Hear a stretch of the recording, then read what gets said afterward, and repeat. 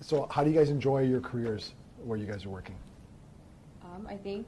Because you guys still work while you're doing. Yeah. So lesson, guys, a lot of people want to jump into one thing. You guys can still work. I think it's your side hustle started, which will eventually become your full-time hustle, right? Or it gives you options to do both. Because a lot of people make excuses for their lack of success because like I have to do either or. No, I definitely agree with that. You can do both. You could, yeah. How do you guys manage? Oh, we So very sophisticated schedule. Okay, so let's talk about your business. So Sim snores a lot, right? It's been brought to my attention recently that I snore a lot. I don't know if it's after I put on the pounds, but yeah, apparently I snore. So, but let's talk about your guys' business. What made you guys want to transition or start a business in this area? So like Kimin was saying earlier, we had been working at the hospital for about 4 years. And during that time, we were able to really grow a lot as individuals and as professionals. We started working quite young, so it was a great opportunity just working with, you know, just such talented people and physicians, nurses, and other interdisciplinary team members. Oh, you can't use big words on this show. Our audience isn't very sophisticated. So you can't use words like interdisciplinary because a lot of people are from Surrey, so they don't understand these words, right? But go on. Yeah, so just working there and just working on our skills and becoming really good at what we do, then we were finally able to kind of notice that there was like a huge gap with the patient population of people who were diagnosed with obstructive sleep apnea. And since that's like kind of what we do, we're respiratory therapists who deal with a lot of breathing problems, that kind of excited us that we should maybe go into that and try to raise more awareness in the community. And so that's where we kind of transitioned our passion from like the hospital to like a potential business. Yeah. No, awesome. It's just in our DNA to start businesses, right? That's awesome. Quick question, how long were you guys working full-time prior to jumping in to being self-employed and running your own business? So we work, this is our 4th or 5th year working, and we're still full-time. No, you're still full-time, so It's been 4 years working at the hospital. and then how many years? Sorry. A year, close to a year. Close to a year for company, company, And how's that first year been? Good, surprisingly really good. I know people say it's always a struggle, but our first year has been really good. I'm so jealous. Took us a decade to get good at what we do, right? And we had really supportive friends, family, and that were already in the business, so they helped us a lot. Let's talk a little about entrepreneurship, right? And a couple different things. Were you guys scared at all to take that jump? Oh yeah, I think that's where most of our hesitation came in the beginning. You know, Was it that fear of failure. Fear of failure? Okay, good. Fear of failure, judgment, you know, and I think sometimes you're like your biggest barrier sometimes, you know, like you're so hard on yourselves. Yeah. And that really held us back. And I think once we were able to kind of push each other forward from that, it was just amazing. Like the opportunity, it was just absolutely amazing. So fear of failure is huge because a lot of people we kind of stay inside that box, even though once in a while we want to do something else, but we're scared of failing and also what other people think. Right. Right? Especially being females, right? Yeah. How does the business world look at you guys versus, say, if Sim and I went in, would we have an advantage in the business world? No, I'm just The business world is different. I was going to say, I'm like, we snore. I don't snore. I'll snore like once every quarter.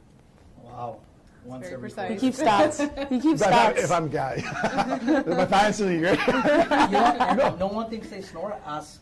You gotta ask. So No, my wife was like, thank God you don't snore. Oh wow. Okay. Because my dad lives like on the other side of Surrey, we can hear him, right? And no, but like, how were you guys received? Because you guys actually have great personalities. You have great relations with people around you. So it made the transition a little bit easier, right? Yeah, it did. It was difficult in the beginning to get the vendors on board because it could be any other RT opening up a business. So once we introduced them to our clinic and saw that we have a legit business plan and we had team members, and then they were kind of on board after that.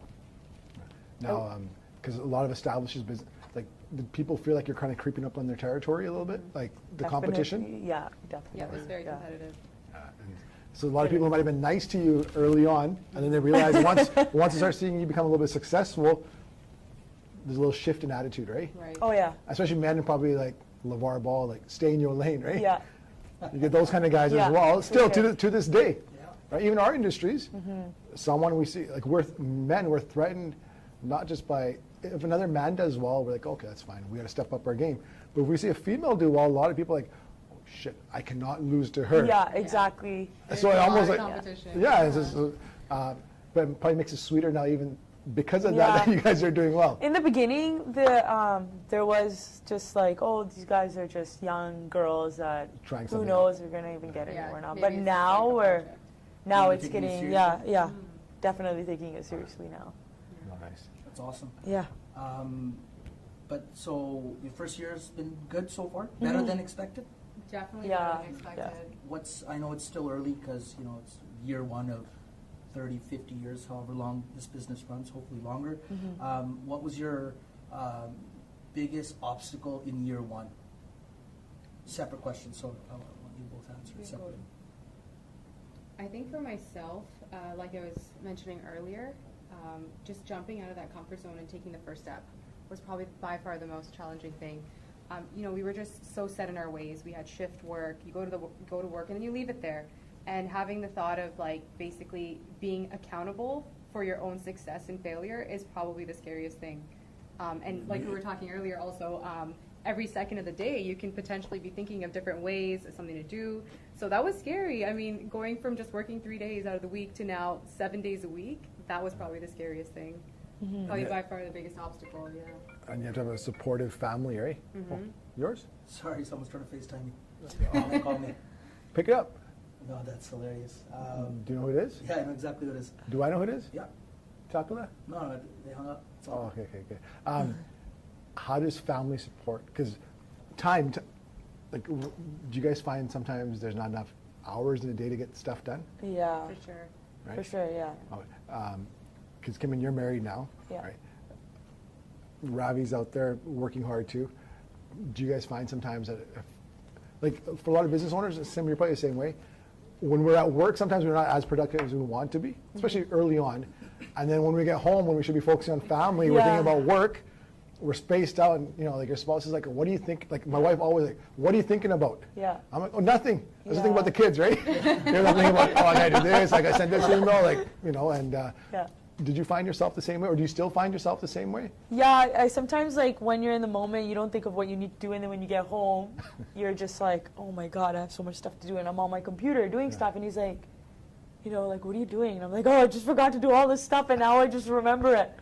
But yeah, it's definitely tough because of the shift work we do, and then we have to transition into the business side of things. Okay. How do you guys manage your time though? Because you're with family, work, business. So do you guys have a life outside those three things? Yeah, we do. Sometimes. Sometimes it's like, we don't have much time to do other things together right now because everything's so new. It's busy, but hopefully in the future we'll have more time together. Sim talked about obstacles, but what was the first time you sensed like, oh my God, this thing could actually work? Because that's like a great feeling. Yeah. When like, oh hey, this thing could actually work out. It goes from an idea to actually, from a dream to kind of becoming a reality. What was that first thing for you guys? I think when we finally had our first patient, for me it was For the me, happiest. I think it was when we chose the name and then applied for the business license, and then we got our license, and you are sleep well. Yeah. We're like, whoa, this is actually happening. And that was well in advance because we started the planning phases much earlier. It took a lot of planning and prepping just to create a model, business plan, and all that. So it started getting exciting, I think, pretty early on. Like I said, you mentioned the company name. How did you guys come out with a name like Sleepwell? It's a great name. Great. It makes too much sense. It's so good. It's afterwards like. I wonder what they're talking about. No, but after the fact, that's obvious. Yeah. But how'd you guys come out with the name? And we kind of took a holistic approach on medicine, so we don't just focus on sleep. There's a bunch of things that lead to sleep. So we have nutrition, exercise, sleep hygiene. So all of those things contribute to good sleep. So if you sleep well, you live well. So that's kind of our thing, Nice motto. Sleep well, live well. Like live happy, retire happy. Yeah. Right? Sounds familiar, right?